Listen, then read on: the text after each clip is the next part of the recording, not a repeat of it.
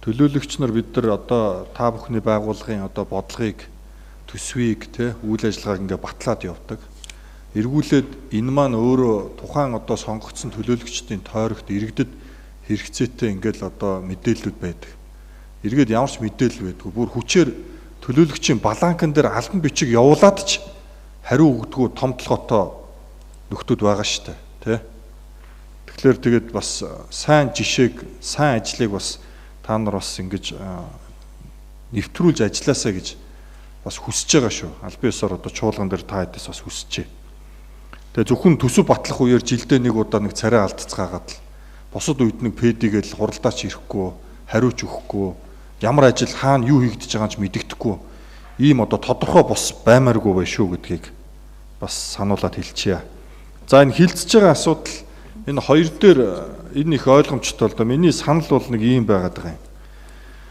Азийн хөгжлийн банк уур амьсгалын ногоон сангийн санхүүжилтээр хэрэгжүүлж буй Улаанбаатар хотын орлогод нийцсэн ногоон орон сууц ба дасан зохицох чадвар бүхий хотын шинжилгээ салбарын төсөл гэж байгаа. Ингээд 800 айлын гэж байгаа.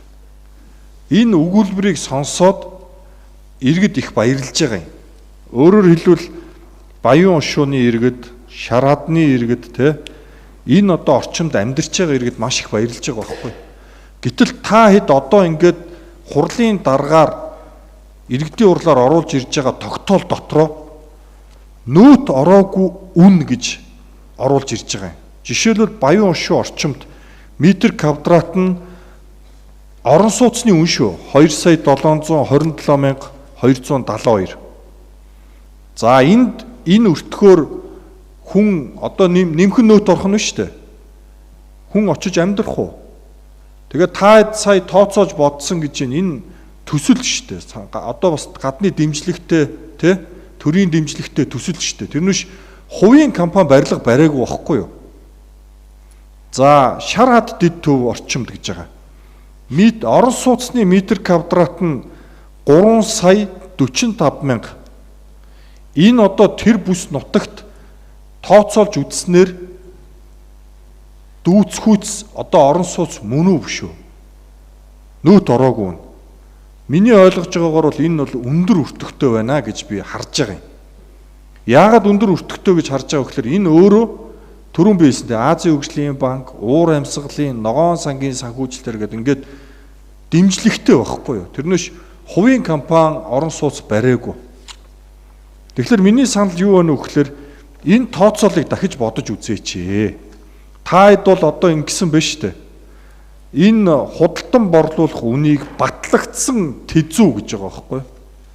Түүний шинчилсэн тооцоолд үндэслэн нөөт тооцоогүй дүнгээр дараах байдлаар тооцоогаа гэсэн.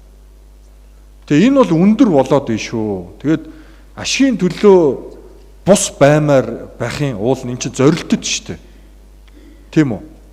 Тэгээ энэ талаар бас та анхаарна үзье. Тийм учраас санал дээрээ бол баяр дарга ингээд бид нар ингээд баталчвал энэ айгүй хатуу тариф болчих واخгүй.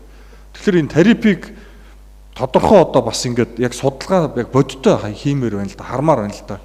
Тэзүү боловсруулсан нөхдүүд ямар одоо сонирхол энэ дотор шингээчээд ийм одоо үнийг иргэдийн урлаар оруулж ирж ингэж бүр тодорхой бичиж батлуулах гэдэг юм бэ. Энийг та бас эргэж хараач гэж хүсмээр байна. Баярлалаа.